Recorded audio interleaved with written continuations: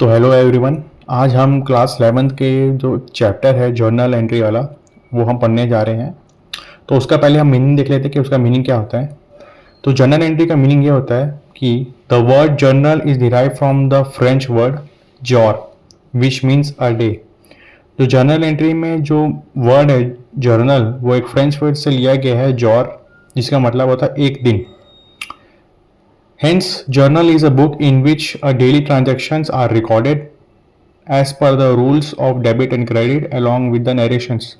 Journal entry एक book है जिसमें हम डेली ट्रांजैक्शंस को रिकॉर्ड करते हैं रूल के अनुसार, डेबिट और क्रेडिट के अनुसार, नरेशन के साथ। अब उसका जो रूल्स है, जो हम यहाँ पे रूल्स की बात कर रहे हैं, वो क्या है? रूल्स ये है, इसको हम मॉडर्न रूल्स कहते हैं। ठीक। मॉडर्न रूल्स में आपके कुछ 5 अकाउंटिंग टर्म्स आएंगे।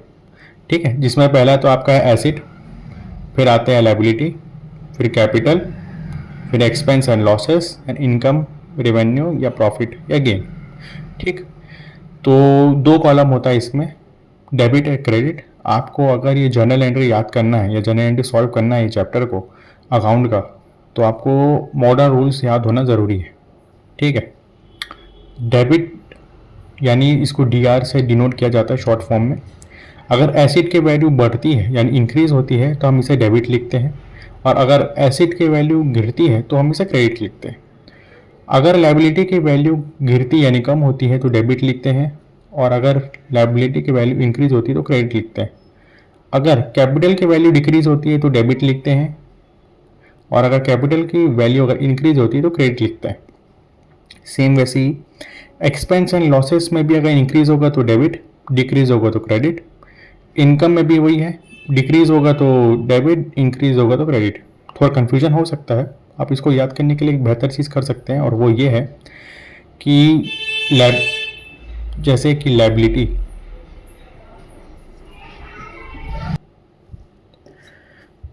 तो मैं ये कह रहा था कि जैसे अपन इसको याद करने का एक बेस्ट तरीका मैं आपको बता रहा हूँ जिससे आपको ये तुरंत याद हो जाएगा। तो जैसे मान लेते हैं कि जो डिक्रीज वाली चीज़ें हैं, जैसे लायबिलिटी हो गया, आपका कैपिटल हो गया, आपका इनकम होगा, ये चीज़ को आप बस याद कर लीजिए। ठीक है। तो इसका अपोजिट जो हो गया, जैसे एसिड हो गया और आपका एक्सपेंस हो गया, तो उसका अपोजिट हो जाता है। जर्नल एंट्री आप जब बनाएंगे तो आपको कुछ पॉइंट्स है जो याद रखना ज़रूरी है जर्नल एंट्री के टाइम। तो वो ये है कि ट्रांजैक्शन के दौरान अगर किसी ट्रांजैक्शन के वर्ड में कैश, पेड, रिसीव दे दिया है तो वो कैश ट्रांजैक्शन होता है। हम इसके आगे समझेंगे, क्वेश्चन बनाएंगे जब। ठीक है। और अगर ट्रांजैक्शन में ये तीनों वर्ड्स जैसे कैश, पेड, रिसीव नहीं दिया गया है तो इसे हम एक क्रेडिट ट्रांजैक्शन मानेंगे।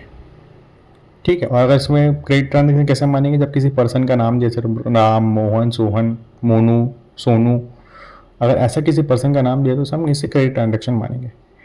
अगर मान लेते हैं कि ट्रांजैक्शन में ना तो ये 3 वर्ड कैश, पेड, रिसीव दिया है और ना ही ये पर्सन किसी पर्सन का नाम दिया है, तो इसे हम तब भी हम कैश ट्रांजैक्शन मानेंगे पॉइंट नंबर 1 के अनुसार।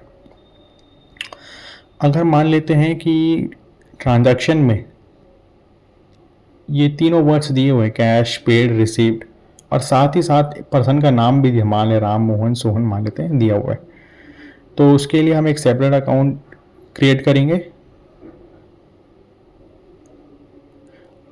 और उसको हम एक कैश ट्रांजैक्शन मानेंगे। अब एक क्वेश्चन से हम अब इस क्वेश्चन से हम इस चीज़ को सॉल्व करेंगे, जो भी हमने जो मॉडर्न रूल पढ़ा है, मैंने इसको अलग से यहाँ पे साइड में लिख के रखा है ताकि जब हम क्वेश्चन को सॉल्व करेंगे तो आपको समझने में आसानी होगा। याद रखिएगा, मॉडर्न रूल आपको याद करना बहुत ज़रूरी है। अगर आप ये याद नहीं करते हैं तो आप ये जर्नल एंट्री नहीं बना पाएंगे, इसलिए आपको ये कम से कम 5 पॉइंट जो दिया गया है उसको याद करना होगा जर्नल एंट्री बनाने के लिए। तो आइए शुरू करते हैं इसको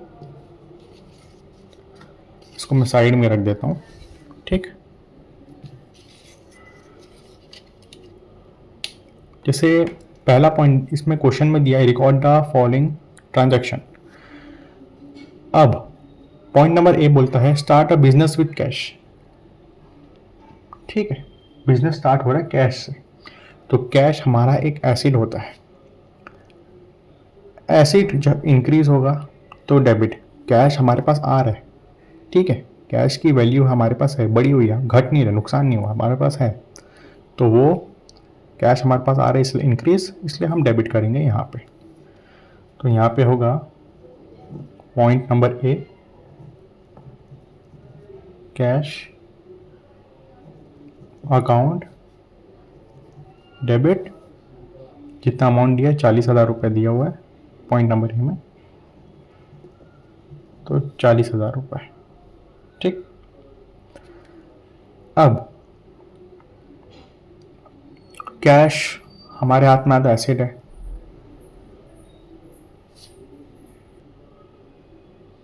कैश हमारा एसिड है इसलिए वो इंक्रीज हुआ, तो उसे हम डेबिट किए। अब कैश है, बिजनेस को शुरू कर रहे हैं अपन, तो बिजनेस में कैपिटल लगता है, तो ये हमारा कैश के फॉर्म में कैपिटल लगा है, तो कैपिटल की वैल्यू बड़ी है, इंक्रीज हुई है, इसलिए वो क्रेडिट होगा। इसलिए हम यहाँ पे कैश के साथ क्रेडिट में, कैश डेबिट था और क्रेडिट में हम कैपिटल डालेंगे।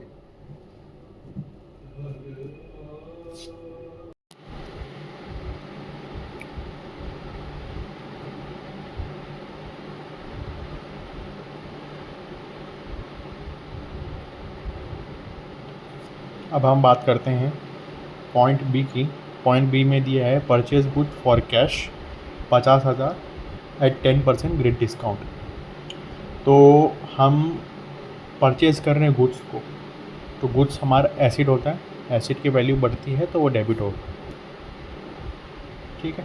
तो परचेज अकाउंट डेबिट, और कैश हमारे हाथ से जा रहा है, कैश भी एक एसिड है, कैश की वैल्यू डिक्रीज़ हो रही है यानी कम हो रही है, तो क्रेडिट होगा, ठीक है। तो कैश अकाउंट क्रेडिट। अब अमाउंट कितना लिखना है वो देखिए, 5,000 में 10% कम होके हमको मिल रहा है, ठीक। तो 5,000 का 10% आप हटा देंगे तो 1 0 हटा दीजिए, 500 कम हो गया, यानी 4,500 में हमको आइटम जो गुड्स है वो हमें मिल जा रहा है। सी पॉइंट पे हम बात करते हैं कि परचेज गुड्स फ्रॉम श्याम 8,000 रुपये। तो हम गुड्स को परचेज़ कर रहे हैं श्याम से 8,000 में, तो कोई चीज़ परचेज़ कर रहे हैं तो एक एसिड है, एसिड हमारा इंक्रीज़ होता है तो डेबिट होगा। तो परचेज़ अकाउंट डेबिट, श्याम को हम क्रेडिट इसलिए करेंगे क्योंकि हम उससे उधार में ले रहे हैं, और उधार में ले तो क्रेडिटर होता है, एक लायबिलिटी होती है, लायबिलिटी जब इंक्रीज़ होगी तो क्रेडिट, ठीक है। तो यहाँ पे हम लिख देंगे श्याम अकाउंट क्रेडिट 8,000 रुपये। अब पॉइंट नंबर डी बोलता है कि sold goods to Mohan for cash. हमने जो गुड्स ख़रीदा था उसको हम, मतलब गुड्स हमने जो हमारे पास था उसको हम बेच रहे हैं मोहन को कैश में। अब यहाँ पे आप देखना, कैश भी है, मोहन भी आ गया है, तो दोनों में क्या यूज़ करना चाहिए। तो पहली बात तो जो चीज़ आ रही है और जा रही है उसको आप अच्छे से लिख लो, ठीक। पॉइंट नंबर डी में क्या दिया है, sold goods for cash, goods को हम बेच रहे हैं और पैसा हमें मिल रहा है, यानी गुड्स एसिड है वो हमारा जा रहा है तो क्रेडिट हो जाएगा, और कैश हमारे पास आ रहा है ना। Sold goods to Mohan for cash, यानी कैश हमारे पास आ रहा है, कैश एक एसिड होता है, और एसिड अगर इंक्रीज़ होगा तो डेबिट होगा। तो कैश अकाउंट डेबिट, और गुड्स हमारा एसिड होता है वो जा रहा है, डिक्रीज़ हो रही है वैल्यू गुड्स की, तो क्रेडिट हो जाएगा। तो यहाँ पे हम सेल्स लिख देंगे क्योंकि हम बेच रहे हैं, सेल्स अकाउंट 9,000 रुपये, ठीक। अब ई पॉइंट बोलता है कि गुड्स सोल्ड गुड्स कर रहे हैं, यानी गुड्स को बेच रहे हैं, और कुछ दिया नहीं है कि कैश आ रहा है, किसको बेच रहे हैं, तो हम इसे कैश ट्रांजैक्शन नहीं मानेंगे ये वाले पॉइंट को। तो गुड्स हम बेच रहे थे और जाहिर सी बात है हमारे पास कैश आ रहा है, सेम वैसे ही वाला पॉइंट नंबर डी जैसा रहेगा। कैश अकाउंट डेबिट, और गुड्स बेच रहे हैं तो सेल्स हो रहा है, सेल्स अकाउंट क्रेडिट कितना 14,000 रुपये। अब पेड सैलरी टू एम्प्लॉय बोल दिया है, ठीक है, पेड सैलरी टू एम्प्लॉय। तो यहाँ पे उसका जो जर्नल एंट्री आएगा वो देखिएगा, पॉइंट नंबर है कैश जा रहा है तो क्रेडिट और सैलरी आ रहा है तो डेबिट हो जाएगा। तो सैलरी अकाउंट डेबिट, कैश जा रहा है एक एसेट है तो वो हो जाएगा क्रेडिट। क्या अमाउंट दिया 8,000 रुपये वो।